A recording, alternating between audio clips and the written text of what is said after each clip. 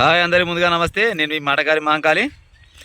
అయితే గత వారం 10 రోజుల నుంచి ఒక వీడియో బాగా యూట్యూబ్లో కానీ ఫేస్బుక్లో కానీ లేకపోతే అక్కడక్కడ బాగా వైరల్ అయింది. ఏది ఆర్టీసీ బస్సులో చెప్పిన వీడియో.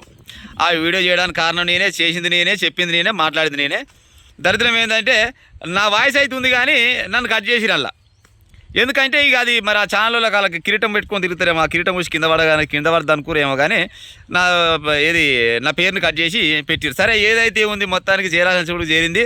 పేపర్ స్టేట్మెంట్ వచ్చింది. ప్రధానమైన ఛానల్లో వేసుకురు. ఆర్టీసీ బస్సులో ఎక్కిన ప్రయాణికుడు ఇబ్బందులని ఎవడు పెట్టిండు. అది తప్పితే మళ్ళీ ఇంకోళ్ళు ఏం పెట్టారంటే మగజాతి ఆనిముత్యమని పెట్టిరు. లేకపోతే రేవంత్ రెడ్డి ప్రభుత్వానికి సుక్కలు చూపించిన సామాన్యుడు అని పెట్టిరు.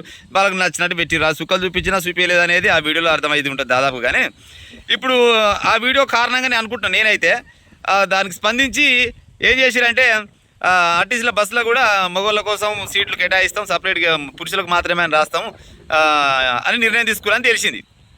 ఇప్పుడు మామూలుగా నేనే ఉన్నా, పురుషులకు మాత్రమే అంటే పోయి కూర్చోగానే సీట్లు అన్ని ఫుల్ అయి ఉంటే దాదాపుగా ముసలాల్లో ముడిగోల్లో లేకపోతే ఒక పిల్ల తల్లి వచ్చి బిడ్డ జర లేవరాదు అన్నది అనుకో, లేవక తప్పదు.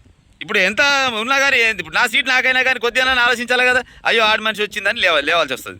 ఇప్పుడు ఈ పురుషులకు మాత్రమే అని పెట్టండి, కానీ వీటితో పాటుగా బస్సులు పెంచే ప్లాన్ చేస్తే అందరికి మంచి జరుగుతుంది. ఇప్పుడు ఒక రూట్లో ఒక 5 బస్సులు ఎక్స్ట్రా అయినాయి అనుకో, ఉన్న బస్సుల కల్లా ఉన్న బస్సులతో పాటు ఇంకో 5 బస్సులు ఎక్కువైతే 5 డ్రైవర్లు ఎక్కువైతారు, కండక్టర్లు ఎక్కువైతారు, వాళ్ళకు కూడా ఉపాధి దొరికినట్టు ఉంటుంది, ప్రభుత్వానికి కూడా లాభం వచ్చినట్టు ఉంటుంది, అందరికి మంచి ఉంటుంది. గా పని చేయరు, బస్సులు పెంచితే బాగుంటుంది. ఇంకోటి ఏంటంటే చాలా వరకు ప్రైవేటు బస్సులు అయితే ఆర్టీసీలో చాలా తిరుగుతున్నాయని సమాచారం. అవిటిని కూడా అట్లా కాకుండా ఆ ఆర్టీసీ బస్సులను కూడా గవర్నమెంట్ వాళ్ళు తీసుకుంటే రూపాయి వచ్చినా మనకి వస్తుంది, రూపాయి పోయినా మనకి పోతుంది. ఎందుకంటే ప్రభుత్వం అంటేనే ప్రజల సొమ్మే కాబట్టి తిన్న ప్రజలు తింటారు, లేకపోతే కట్టిన ప్రజలే కడతారు కాబట్టి అవిటిని కూడా ఆ ప్రైవేట్ బస్సులను కూడా గవర్నమెంట్ వాళ్ళు చేసుకుంటే బాగుంటుందని ఆలోచన. ఇక ఇప్పుడు పెట్టుకునే బుద్ధుంటే ఈ వీడియోని పెట్టుకోరు. ఇక నేను పెట్టిన వీడియోకు కొన్ని లక్షల వ్యూస్ వచ్చినాయి, వేల షేర్స్ వచ్చినాయి, వేల లైక్స్ వచ్చినాయి కదా.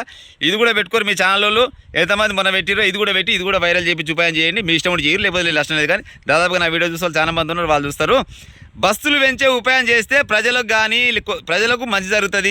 మళ్ళీ పోతే డ్రైవర్లు కానీ కొంతమంది ఆటో డ్రైవర్లు చాలా మంది ఇబ్బంది పడతారు. వాళ్ళు కూడా చదువుకున్న వాళ్ళు చాలా మంది ఉన్నారు, వాళ్ళకు కూడా ఉద్యోగాలు వస్తాయి, వాళ్ళు కూడా అది చేస్తారు. అరే ప్రభుత్వం వచ్చింది, మాకు మంచి పని చేసిందని ఆలోచన వస్తుంది. ఇక దీన్ని కూడా మళ్ళీ పెట్టు పైన రేవంత్ రెడ్డి ప్రభుత్వాన్ని సుఖాలు చూపించండి, అన్ని పనికిరాని ముచ్చట బంద్ చేసి ఉన్న ముచ్చట ఉన్నట్టు చెప్తే అందరికి మంచిగా ఉంటుంది, నాకు కూడా మంచిగా ఉంటుంది, చూస్తాలో కూడా మంచిగా ఉంటుంది అని నా ఆలోచన. బస్సులు పెంచే ఉపాయం చేయండి రేవంత్ రెడ్డి గారు. బస్సులు పెంచితే ప్రయాణికులకు కానీ మళ్ళీ పోతే ప్రభుత్వానికి కానీ మంచి జరుగుతుందని నా ఆలోచన. ఓకే రైట్, మరి ఉంటా.